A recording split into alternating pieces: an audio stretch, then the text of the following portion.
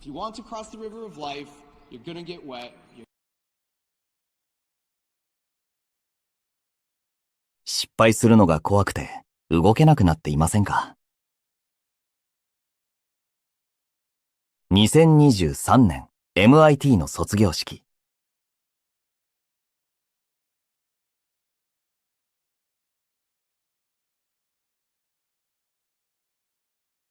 元 NASA エンジニアが5万人の実験データで失敗の正体を説明します。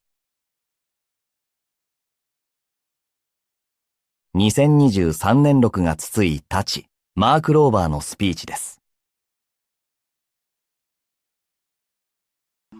Naive optimism means it's easier to be optimistic about your future when you're sort of naive about what lies ahead, when you don't know what you don't know. As an example, think back on the first week at MIT. How naive you were about the number of all-nighters and cans of Red Bull that would be required to be sitting where you are right now. In fact, you guys drank so much caffeine, I'm surprised you're even sitting at all.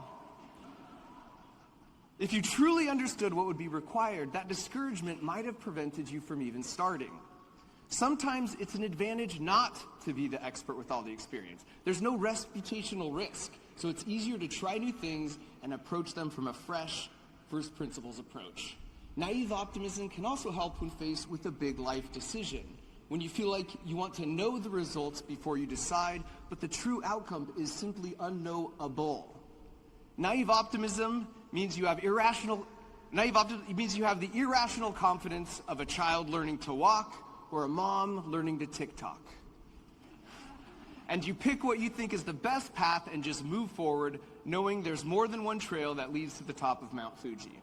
It's okay that you don't know exactly what you want to be doing 20 years from now or what you want to have accomplished. Life is like trying to cross a big flowing river with lots of rocks and boulders strewn about.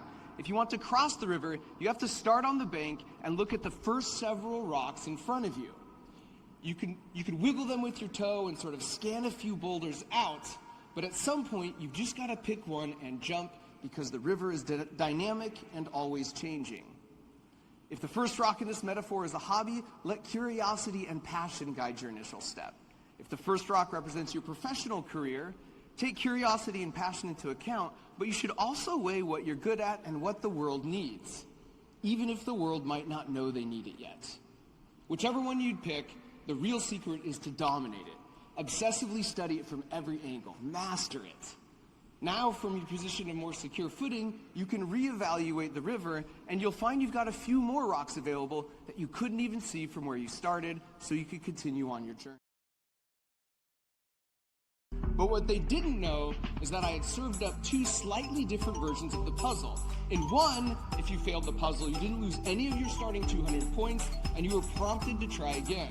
Whereas in the other, if you didn't succeed, you were also prompted to try again, but I said I was taking away 5 of those starting 200 points. That was the only difference. And even though they were no value in the real world, no one will ever see these completely fake, meaningless internet points. Those who didn't lose those points attempted to solve the puzzle 2.5 times more and saw success 16% more of the time. And because 50,000 people took the test, those results are super statistically significant. Basically, those who didn't frame losing in a negative light, stuck with it for longer, saw more success, and learned more. And I think a great example of this in real life is video games. When Super Mario Bros. First came out, my friends and I became obsessed with making it to the castle and rescuing Princess Peach from the evil Bowser. Probably goes without saying, but girls didn't talk to me until I was much older. And in case you're like, yeah, but my real life would just be so much better if my top 5 challenges disappear. Would it? I'd like to point out that if Super Mario Bros. Was just jumping over one pit and then you rescued Princess Peach, no one would play it. Where's the risk and the reward? Where's the challenge? There's no ultimate feeling of satisfaction.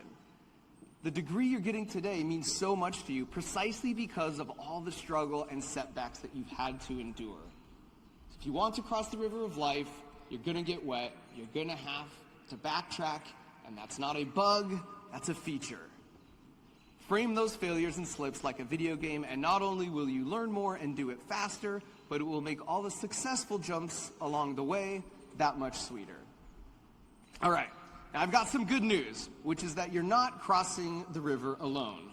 For my third and final bit of advice is to foster your relationships. Nice. A sad truth about getting older is life gets busier and busier, and it gets harder and harder to make really close friends like you did here at school.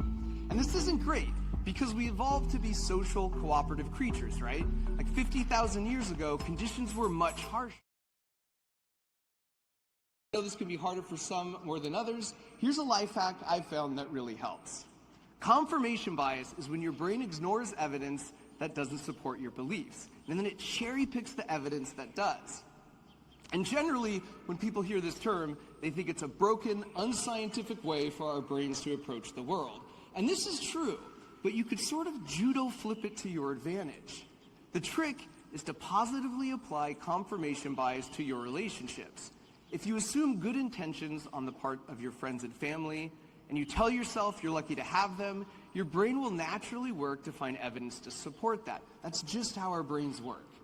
If you tell yourself that your fellow humans are inherently good, your brain will find examples of it everywhere, and that will reinforce your outlook. The opposite, unfortunately, is also true.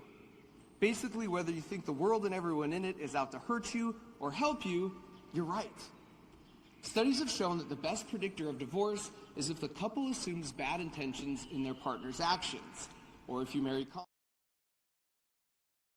And so now, after turning on my hat, I've done my part and filmed a banger of an intro to our upcoming collab 30 years from now, which means all that's left to do is your part, to go out and change the world for the better. Congratulations, MIT class of 2023. You totally got it.